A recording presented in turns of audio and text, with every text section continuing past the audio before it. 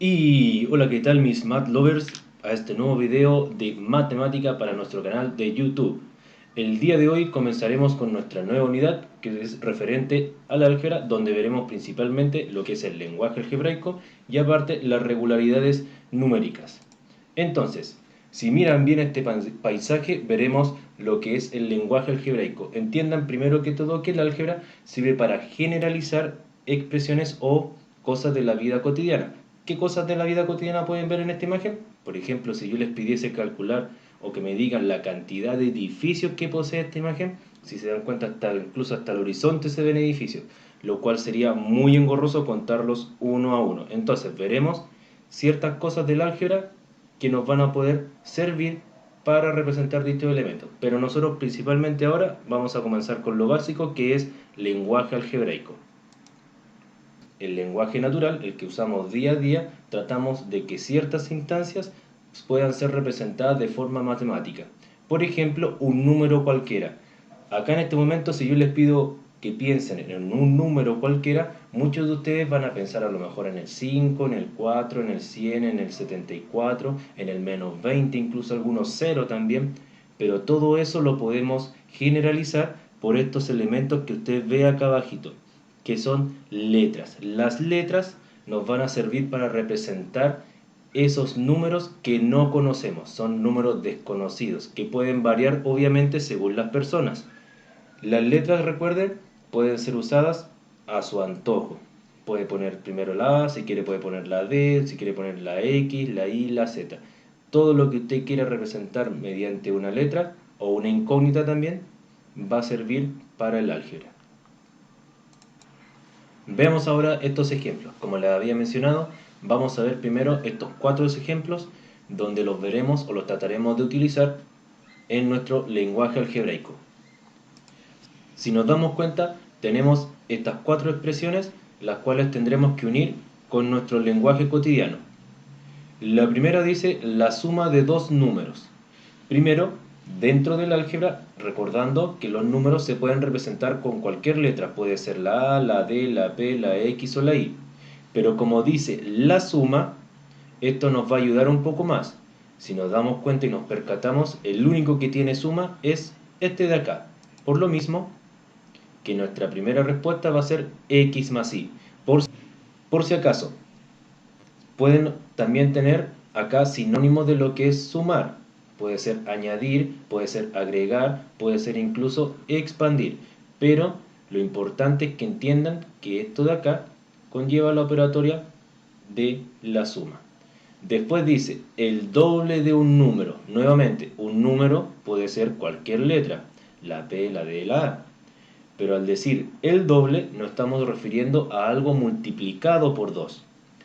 Si nos damos cuenta, lo único que está multiplicado por 2 es este de acá, lo que nos va a conllevar que nuestra segunda respuesta sea 2 por A o también 2A.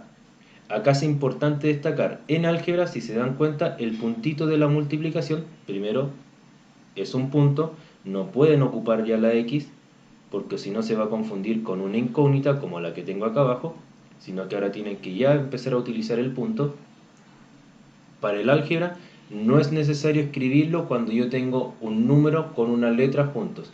Si yo no escribo una operatoria entre un número y una letra, vamos a entender que es una multiplicación.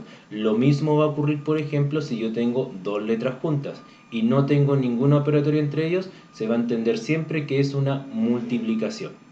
Ahora bien, tenemos nuestro tercer ejemplo, la tercera parte de un número. En la tercera parte, como es una parte de algo, tiene que ser representado como una división. Para el álgebra, eso sí, la división se representa comúnmente como una fracción. ¿Ya? Es más utilizada una fracción que el signo de divisiones. Es por eso que nuestro tercer ejemplo va a ser p sobre 3 o p dividido en 3. Y por último, obviamente, el cuadrado de un número. Nuevamente tengo un número con una letra distinta y al decir el cuadrado es elevado a 2. Si hubiese dicho el cubo, elevado a 3. Si hubiese dicho el potenciado en 4 o elevado a 4, hubiese sido acá d elevado a 4. ¿Ya? Por eso nuestro último ejemplo va a ser d elevado a 2. Ahora, Vamos a llevar esta expresión de acá a lo que es el lenguaje algebraico. Dice el doble de la suma de dos números al cuadrado. Si se dan cuenta, lo que teníamos antes, que eran ejercicios totalmente directos, también los podemos mezclar y formando e incluso posiblemente complicando según lo que vaya apareciendo. Analicemos este ejercicio. Dice el doble de, ya, ¿de qué cosa? Podemos poner muchas cosas. Dice de la suma de. Ah, pero ¿qué tenemos que sumar? Y acá dice dos números.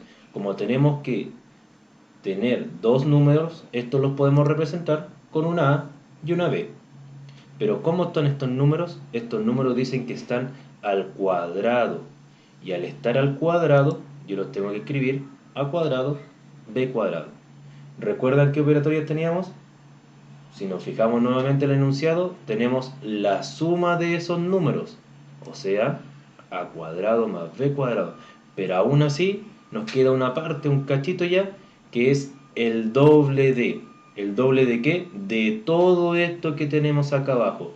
Como tiene que ser todo a la vez, nuestra expresión nos va a quedar como 2 paréntesis a cuadrado más b cuadrado, cierro paréntesis. Si se dan cuenta, como es el doble de algo, o sea, 2 por algo, ni siquiera fue necesario escribir el signo de multiplicación, sino que simplemente escribo el 2 y el paréntesis a continuación y se entiende que es una multiplicación. Ahí una superestrella si es que alguien llegó a la respuesta sin ver este paso a paso. Entonces, el doble de la suma de dos números al cuadrado, 2 por a cuadrado más b cuadrado.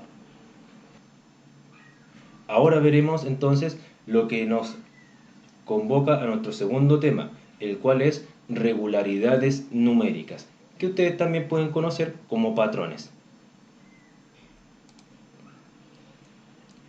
Por definición se entiende una regularidad numérica como una secuencia de números ordenados que sigue una determinada ley de formación. Importante recordar ese término, ley de formación. Veamos ahora lo que es los patrones en la parte de geometría. Si nos damos cuenta, podemos clasificar esto de la siguiente manera. Nuestro primer término o nuestra primera figura tiene 4 aristas o 4 líneas. Nuestra segunda figura tiene 7 aristas, la tercera va a tener 10 y la cuarta va a tener 13.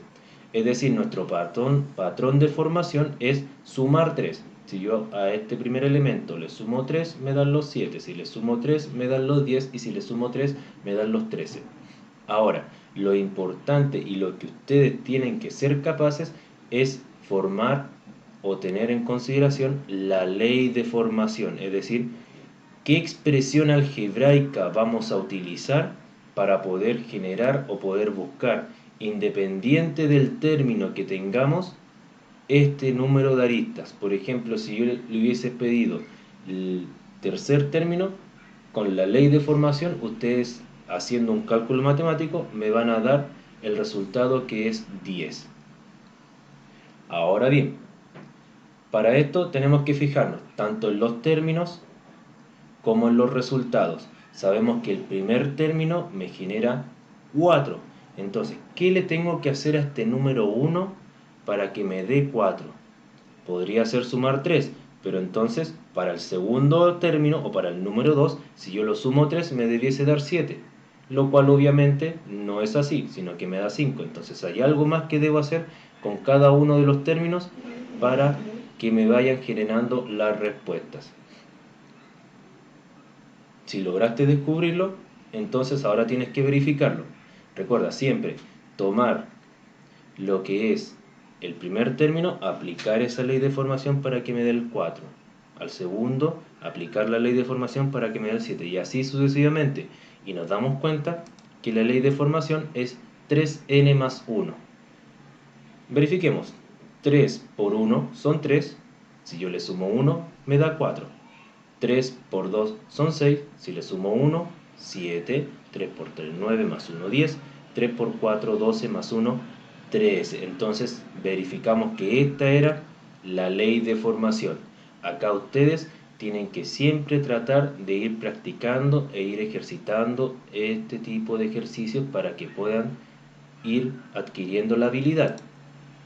Veamos este otro ejemplo, que tenemos que determinar los 4 términos dada la ley de formación. Es decir, tenemos ahora el término general y tenemos que ir buscando cada número que nos van resultando de haber reemplazado la incógnita por este numerito que está acá arriba, por el 1, el 2, el 3 y el 4. Si el 1 lo multiplico por 3, me va a dar 3. Si el 2 lo multiplico por 3, me da 6. 3 por 3 son 9, 4 por 3 son 12. Y es por eso que la respuesta me queda de esa manera. 3, 6, 9 y 12. Ahora, para nuestro segundo ejemplo, 1 más 2n. Reemplazamos 2 por 1 son 2, más 1, 3. 2 por 2 son 4, más 1, 5. 3 por 2 son 6, más 1, 7. 4 por 2 son 8, más 1, 9. Y es por eso que la ley de formación me ayuda a encontrar cada uno de los términos, los cuales quedan escritos de esa manera. 3, 5, 7, 9. Y por último tengo el a cuadrado, es decir, a elevado a 2 o a por a, que en este caso nuestra a va a ser 1, 1 por 1, 1, 2 por 2, 4, 3 por 3, 9, 4 por 4, 16. Y por eso me queda de esa manera. Si se dan cuenta, reemplazamos cada uno de estos números en la variable o la incógnita que tenemos, o la letra, y nos van generando los resultados según correspondan. Para nuestro segundo ejemplo, determinar el término general de cada sucesión. Ahora tenemos cada una de las sucesiones y ahora debemos encontrar el término general. Vamos viendo. Si tenemos el número 1, me va a dar el número 2. Con el 2 me da el 3. Con el 3, el 4, el 5 y el 5, el 6. ¿Cuál cree usted que va a ser el término general? Y la respuesta obviamente es n más 1. Si yo a 1 le sumo 1, me da 2. Si al 2 le sumo 1, me da 3. Y así sucesivamente hasta llegar a nuestro quinto término. Recuerden, el término general nos sirve para, por ejemplo, encontrar cuál sería el décimo término. Entonces ustedes tendrían que reemplazar 10 por 1, porque es el décimo. Digo 10 más 1. Y eso te daría 11. Entonces el décimo término va a ser 11. Para nuestro segundo ejemplo, ahora tengo 2, 4, 6, 8, 10. Si se dan cuenta, son números pares. Si yo multiplico el 1 por 2, me da 2. Si yo multiplico el 2 por 2, me da 4. 2 por 3, 6. 2 por 4, 8. 2 por 5, 10. Es por eso que mi término general va a ser 2n o 2 por n. ¿Ya? Si yo les pidiese nuevamente el décimo término, ustedes debiesen multiplicar 2 por 10 y les da 20. Ahora, para nuestro tercer ejemplo, con el 1 formamos menos 4, con el 2 menos 3, con el 3 el menos 2, con el 4 el menos 1 y con el 5 el 0. ¿Qué debiese entonces hacer con el 1 para que me dé menos 4? A lo mejor debo sumar, a lo mejor debo restar, multiplicar o dividir. Si nos damos cuenta, si al 1 le resto un número, me puede dar menos 4. ¿Qué número podría ser? Y lo lograron encontrar, se van a dar cuenta que es n menos 5. Si yo a cada uno de estos números que está acá arriba le resto el 5, me van a generar estos resultados de acá. Y ahora, ¿qué pasa por ejemplo con el último ejemplo? Vamos a tener 1, 4, 7, 10 y 13, y este a lo mejor cuesta un poco más, pero se van a dar cuenta, con un poco de práctica, que la respuesta va a ser 3n menos 2. Reemplácelo y me comenta cómo le fue.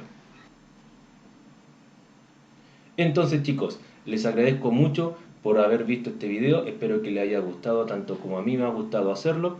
Les pido simplemente que se suscriban a mi canal y que me den un fuerte like. Nos estamos viendo mis Math Lover, cuídense, adiós.